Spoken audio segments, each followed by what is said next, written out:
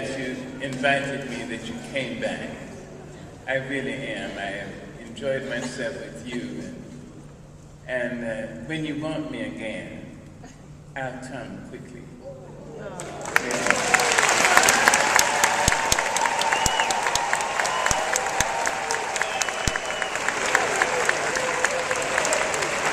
I just celebrated my 82nd birthday.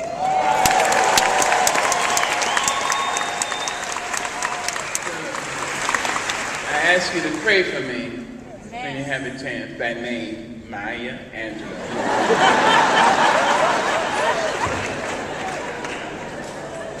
And I will come back.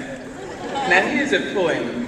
I'm going to leave with this poem. I see a young man in the audience, and I don't want to call attention to him, but I really would like him to read some poetry.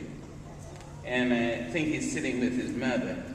So I would like her to get a poem of mine called Harlem Hopscotch. Hopscotch is drunk all over the world. In Japan, in Sweden, it's called hopa hoka. It's jumped, and it's all the phrase the same: dump, jump, dump, dump, jump, turn around. But when people in Harlem jump in, Harlem, New York City, Harlem, St. Louis, Harlem, Odessa, the thoughts are different thoughts than the thoughts of those children who jump in on Fifth Avenue or Park Avenue. So this is a poem. 1 foot down and hop, it's hot. Good things for the ones that's got. Another jump now to the left. Everybody for himself. In the air, now both feet down. Since you're black, don't stick around. Food is gone, rent is due. Cuss and cry, and then jump too. Everybody's out of work. Hold for 3 and then twist and jerk. Cross the line, they count you out. But that's what hopping's all about. Both feet down, the game is done. They think you lost. I believe you won.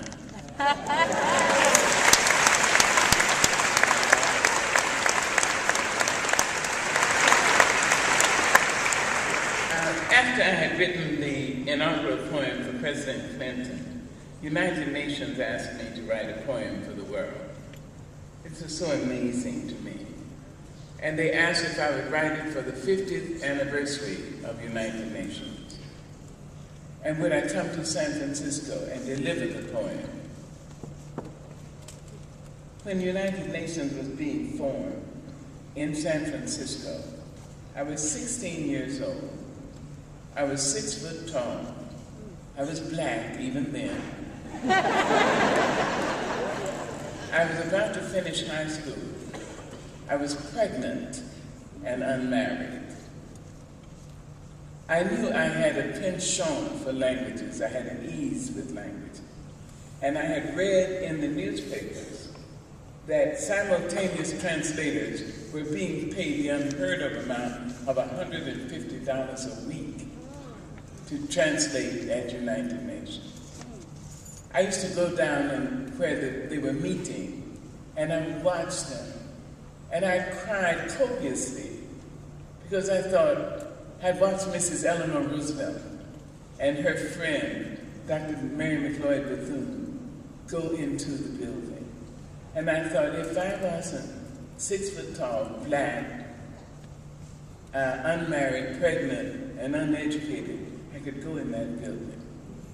Can you imagine how I felt 50 years later to be asked to come to write a piece and come and deliver it? See